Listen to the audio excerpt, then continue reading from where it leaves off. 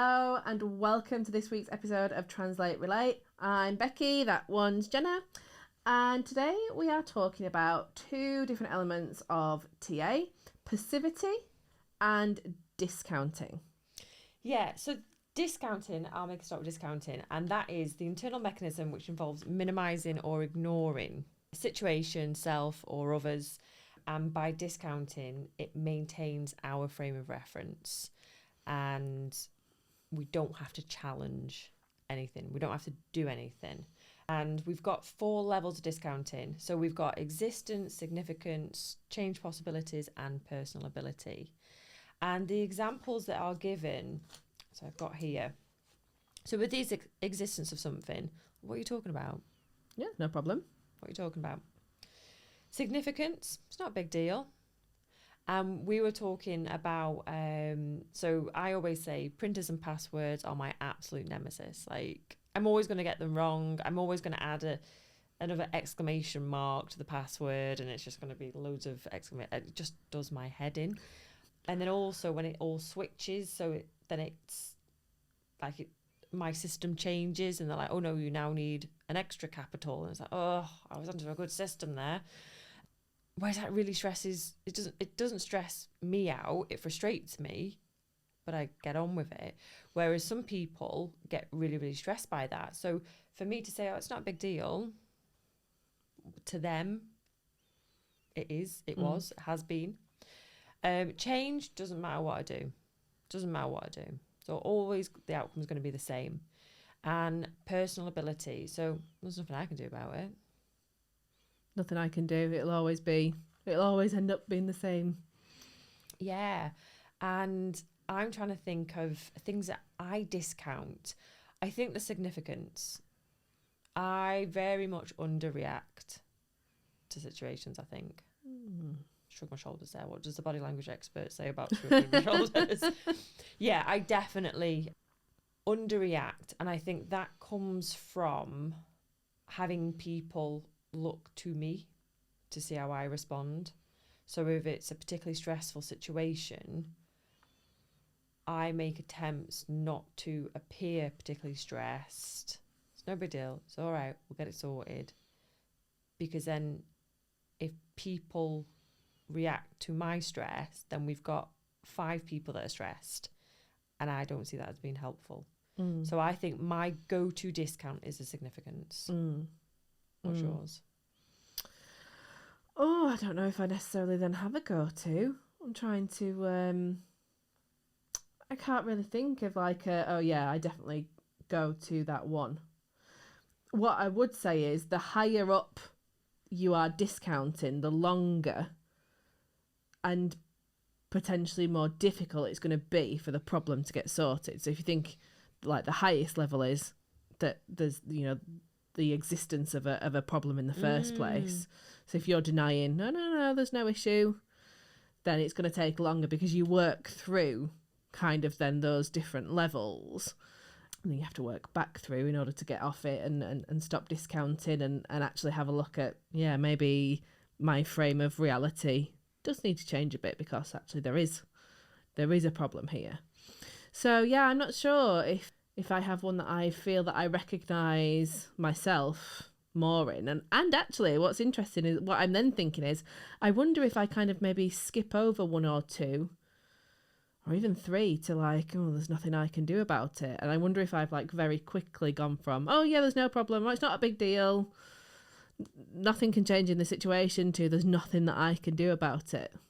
I'm not sure. As you were talking, it's made me think about an alcoholic person with alcoholism. Yeah. And, we'll say like the person needs to recognise that they, like, the friends and family can't force that person to get the support or help.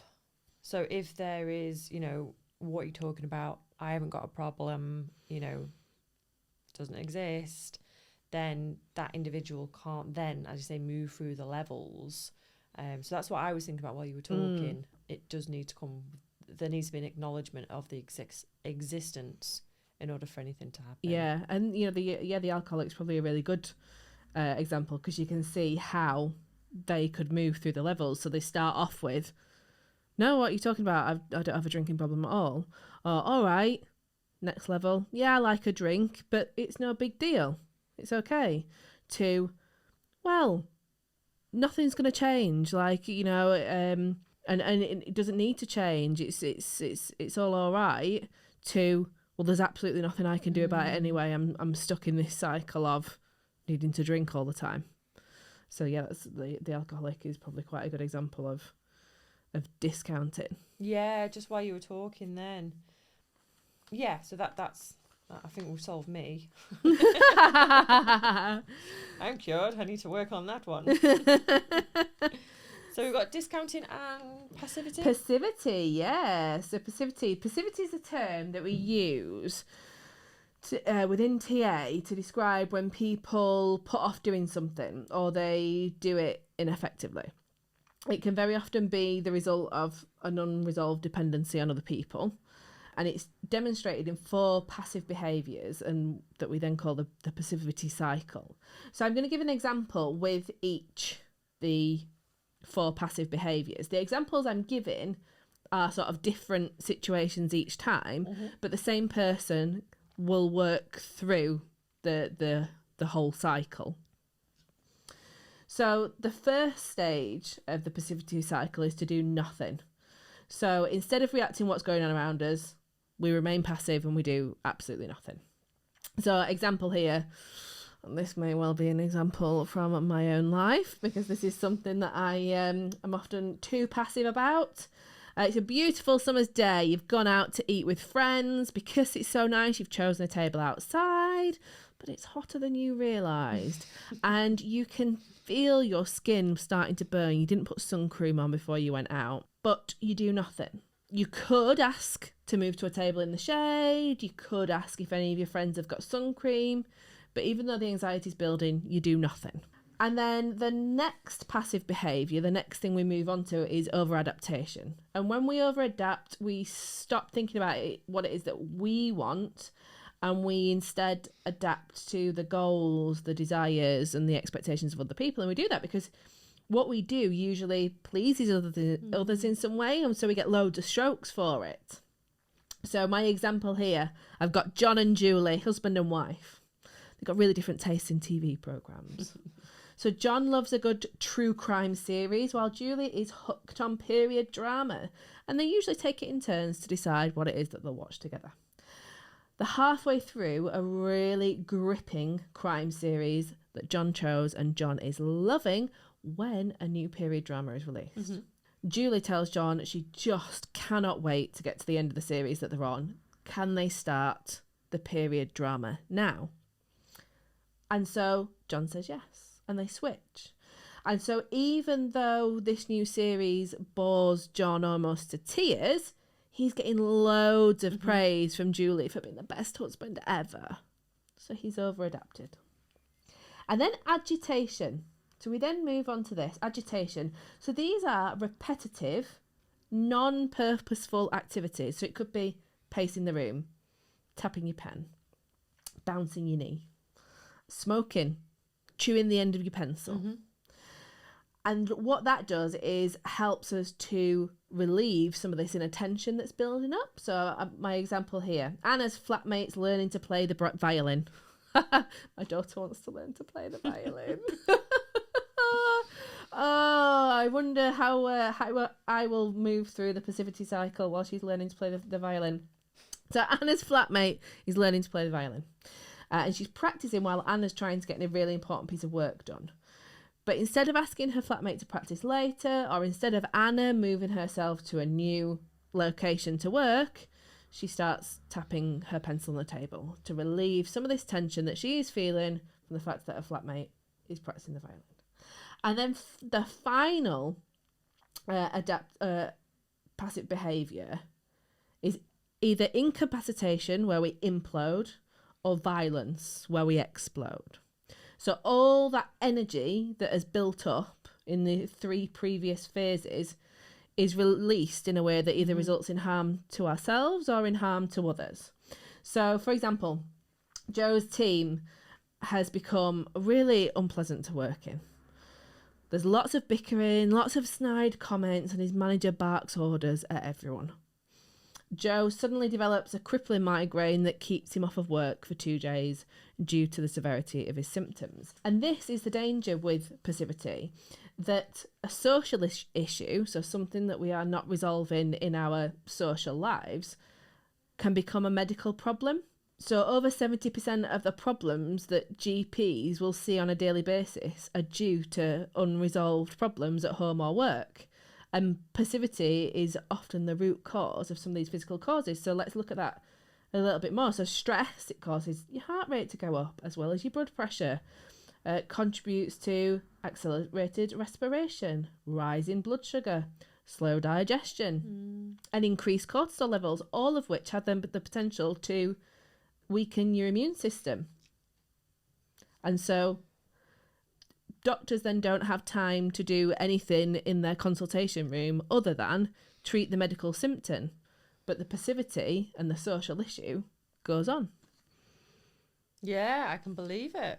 What was the stat? 70? Yeah, like the over 70% Over 70%. of problems, that GPs see on a daily basis are due to unresolved problems at home or work and the physical manifestations that they're then causing. And that's why knowing about TA is good, so we can try and reduce some of the stress, try and get out of some of the games, challenge our scripts so that we can navigate life without and recognizing what is my stuff, what is your stuff, and into the winner's triangle rather than the drama triangle, because I'm thinking about the drama triangle, huge stress levels there, like, and you could have that at home, work, when you go to the supermarkets and things, and just thinking about how some people are in that a lot, and I can see it doesn't surprise me. And stress is a really funny old thing. Very often, like if I'm talking to clients about stress, like our brains and our bodies are amazing, but in a lot of ways they haven't adapted and don't realise that we no longer live in a world where we're being chased by saber-toothed tigers. And so our stress response can be completely disproportionate to the issue, because, we start to feel that threat. And that threat for us could be missing a deadline. Yeah. It could be that your train's late and you're going to be late for work. But our brain doesn't know that. And instead our brain thinks, threat, saber-toothed tigers hunting me down. So it absolutely floods our bodies with cortisol. And when our bodies are flooded with cortisol, in the short term, we quite literally cannot think straight. That's why people who are stressed shouldn't be making really important decisions, because if you think about it, the cortisol is then linked to your fight and flight response.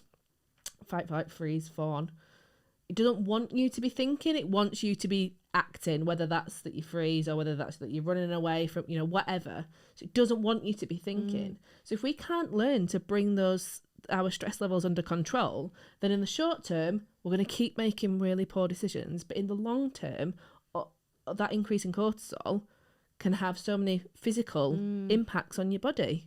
What is it they say? Don't make a long-term decision on a temporary emotion. Oh, I don't know that one, but makes sense. Yeah.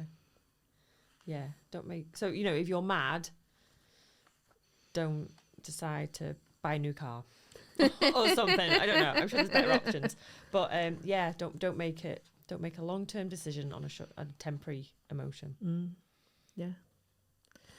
Anything else that you want to add around passivity or discounting? So what are we asking people's takeaways? Homework. Yes. Homework. Is it weird that I get a little bit of a kick out of being like, so this is your homework? Maybe I'm very good at giving people homework, even people that don't ask for it. Yeah, I feel like I've missed a calling as a teacher. Although I wouldn't want to mark it. No. I'm really happy for you to pop it in the comments and let us know how it is that you're getting on with your homework. I don't want to be marking books and essays. That's not one for me. So homework for this week, as always, is to do some thinking. So thinking about where is it that you discount to maintain your frame of reference? Can you identify situations patterns there? Can you identify people that you're with where you discount in order to maintain that lens of the world that you currently have? And what about on the passivity cycle? Overadaptation. Can you recognize where you are on that passivity cycle? And then what can you do differently? Yeah, is that where you are? Overadaptation is Jen. Yeah. I'll do anything. Do anything. You're getting lots of strokes for it. Yeah. Other people find it really useful. Thank you so much, Jen, for bending over backwards. Can you hear the resentment in my voice? Yeah, absolutely. Which I was going to say, I'm not as bad as I used to be. Now I recognise, because I think I used to think it was compromise. And then I realised, no, this isn't. It just isn't compromise. It isn't, no. So yeah, that was the point where I spent a lot of my time. And I wonder how much that is linked to you being a chronic recovery and rescuer as well. That you know that those link in quite well. That you're used to. Oh yeah, don't worry, I'll sort everything out, and yeah, I'll do everything that you want to do, and I get lots of praise for that. And you know, my feelings and things just don't matter. Yeah, but then the thing is, once you are aware of these things as well, like my radar is, you know, I'm going to say I'm more sensitive to these things now. And I feel that the word sensitive has got a bit of a negative stigma because it's like, oh, you're too sensitive. You're too sensitive. But I'm more alert to these changes. And with us talking about our bodies as well, you know, as soon as I'm like, oh, I don't think I want to do that. Like, what's going on here? I'm now more responsive to that, which wasn't, I haven't been previously.